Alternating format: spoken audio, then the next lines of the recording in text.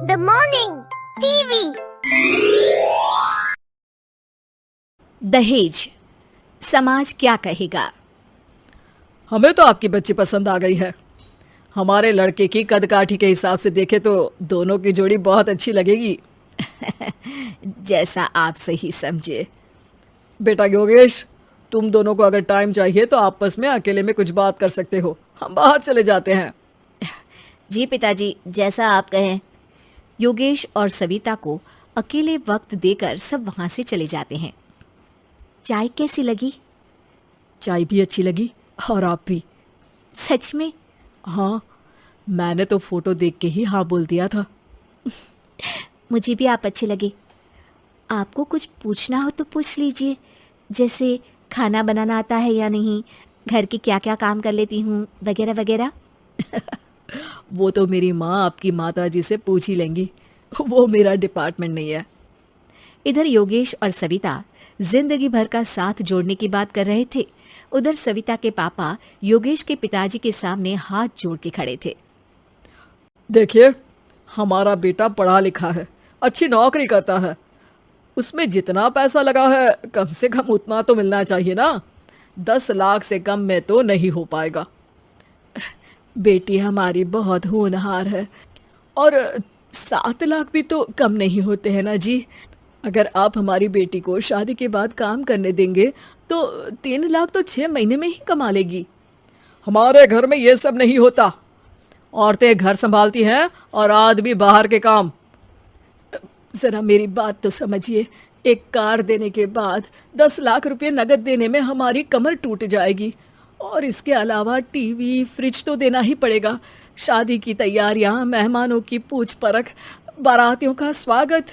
बेटी की शादी में बाप पर बहुत दबाव होता है जी। देखिए, हमारा बेटा कोई दुकान में रखी चीज नहीं है जिसके ऊपर हम भाव ताव कर सके और आप उसे कम दाम में खरीद लेंगे। 10 लाख से 1 भी रुपया कम नहीं होगा। ठीक है, जैसा आप कहे जी, पर आधा पैसा अभी और आधा कन्यादान के वक्त दे देंगे।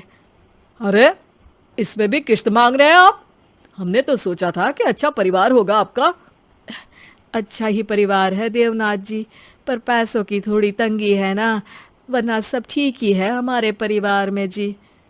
देवनाथ वहां से अपने बेटे योगेश को लेकर चले जाते हैं और कुंडली मिलवाई जाती है। 36 में से 32 गुण मिलते हैं। जल्द ही शादी का मुहूर्त भी निकल आता है। अब कन्या को बुलाइए। आओ बेटी, यहाँ बैठो। योगेश की बाई और। मंत्रोच्चार शुरू करते हैं। मंगलम भगवान विष्णु मंगलम गरुड़ध्वजा मंगलम। सविता के पापा सविता और योगेश के बीच में जाकर बैठ जाते हैं। बेटी, तेरी माँ को यहाँ बैठना था, पर तेरी विदाई नहीं देखना चाहती होगी शायद, इसीलिए पहले ही चली गई। बाबा, हंसी खुशी का माहौल है। रोने का समय तो विदाई के वक्त होता है ना, तब ये इमोशनल अत्याचार कर लेना। अभी तो मुस्कुराइए, कैमरा आसपास ही है। तभी पीछे योगेश के पिताजी आ जाते हैं। अभी तक पैसे नहीं आया आपके यहाँ से? उठा लूं क्या बेटे को? आते ही होंगे। मैंने अपने छोटे भाई को व्यवस्था करने के लिए कह दिया था। अरे तो जल्दी कराइए ना, वरना देर हो जाएगी। समझ रहे हो ना आप? योगेश और सविता दोनों एक दूसरे की तरफ देखते हैं। सविता चाहती है कि योगेश कुछ बोले, पर योगेश अपना मुंह दूसरी तरफ फेर लेता है। पापा, कितने पैसे की बात की है आपने? अरे बेटी, तुझे इससे क्या मतलब? मेरी डील की है ना, तो मुझे तो पता ही होना चाहिए। कन्यादान की विधि शुरू करेंगे। तभी योगेश के पिता वापस वहां आ जाते हैं। पैसे देते हैं या बेटे को उठवा लूं? मैं आपके हाथ जोड़ता हूँ जी, थोड़ा सा इंतजार कर लीजिए। देवनाथ वहां से चले जाते हैं। तुम अपने पिताजी से कुछ कहते क्यों नहीं? उनके सामने कोई आवाज नहीं उठाता। ऐसा नहीं है, कोई तो उठाएगा ही।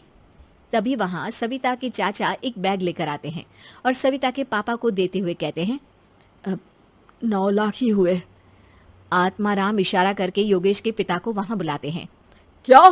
सिर्फ 9 लाख? बाकी 1 लाख कहाँ है? नहीं हो पाए जी, शादी के बाद कर देंगे। अरे आप बात से पलट रहे हैं। जल्दी से अभी के अभी पूरे पैसे लाइए, वरना बेटे को उठाऊं क्या? देखिए, मैं आपके पाँव पड़ता हूँ। रुक जाइए पापा, रिश्ते हाथ पकड़कर जोड़े जाते हैं, पांव पकड़कर नहीं। बेटी तू चुप रह। नहीं, ये कब से बस कह ही रहे हैं कि उठवा लूं, पर कोई उठ ही नहीं रहा। लो, मैं ही उठ जाती हूँ। बेटा, अपशगुन हुआ। दहेज लेना सबसे बड़ा अपशगुन है, पाप है, पाखंड है। और योगेश, तुम्हें मैं पसंद हूँ तो कुछ बोलते क्यों नहीं? और तुम्हारे पिताजी, अरे देवनाथ जी, आपके नाम में ही बस देव है, काम तो आपके असुरों जैसे हैं।